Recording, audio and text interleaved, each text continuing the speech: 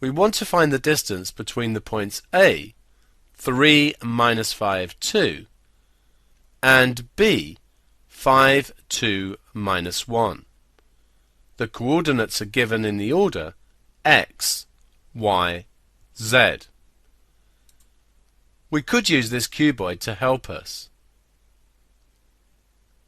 If we consider this corner to be the point A at 3, minus 5, 2, and this corner to be the point B at 5, 2, minus 1.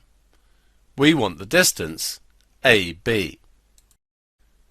We can work out the vector AB and then use our previous work on vectors to work out the modulus of the vector.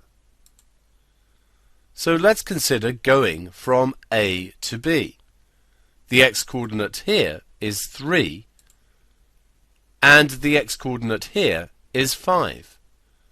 So we'd need to go 2 units in the x direction. Here we have minus 5 and here we have 2. So we would need to go 7 units in the y direction. Here we have 2 and here we have minus 1, so we'd need to go minus 3 units in the z direction. We can work out the modulus of this vector. We know this is given by the square root of 2 squared plus 7 squared plus 3 squared.